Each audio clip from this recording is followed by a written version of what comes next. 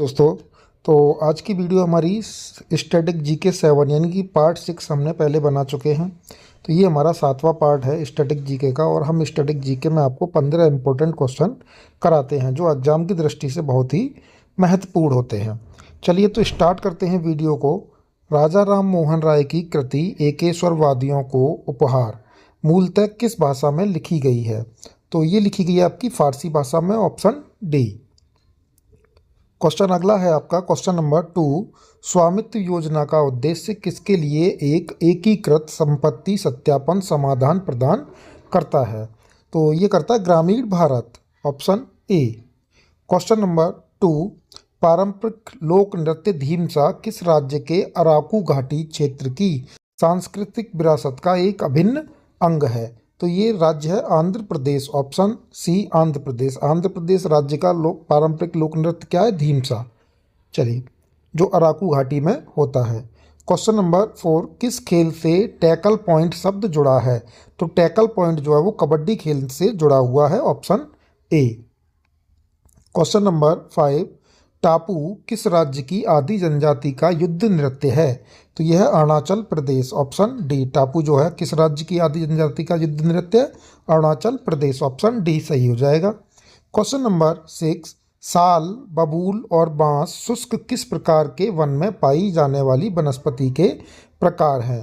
तो ये पाए जाते हैं उष्ण कटिबंधीय वन। कौन से? उष्ण कटिबंधीय वन, तो ऑप्शन ए आपका सही हो जाएगा। क्वेश्चन नंबर 7 आपका गतिज ऊर्जा किस पर निर्भर करती है?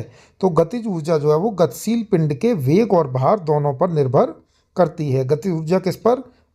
वेग और भार दोनों पर। यानी कि गतिज ऊर्जा का फॉर्मूला होता है आपका 1/2 mv²। तो ये भार हो गया और ये वेग हो गया, यानी वेग और भार दोनों पर ही निर्भर होती है गतिज ऊर्जा। चलिए, अगला क्वेश्चन है आपका क्वेश्चन नंबर 8। अशोक के शिलालेख पर किस लिपि का प्रयोग किया गया था? तो अशोक के शिलालेख पर ब्राह्मी लिपि का प्रयोग किया गया था, ऑप्शन ए सही हो जाएगा।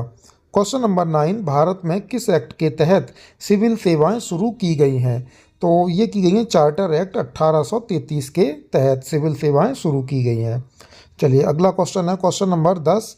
वर्तमान समय में विश्व पूर्व औद्योगिक समय से 3.1 तापमान की ओर अग्रसर है, जो पेरिस समझौते से 2015 के लक्ष्य से कितना है? तो ये है 2 गुना, ऑप्शन ए 2 गुना है। Question number 11। निम्न में से कौन भारतीय उपमहाद्वीप की पहली महिला और दिल्ली की एकमात्र महिला मुस्लिम शासिका थी? तो ये थी रजिया सुल्तान, ऑप्शन ए।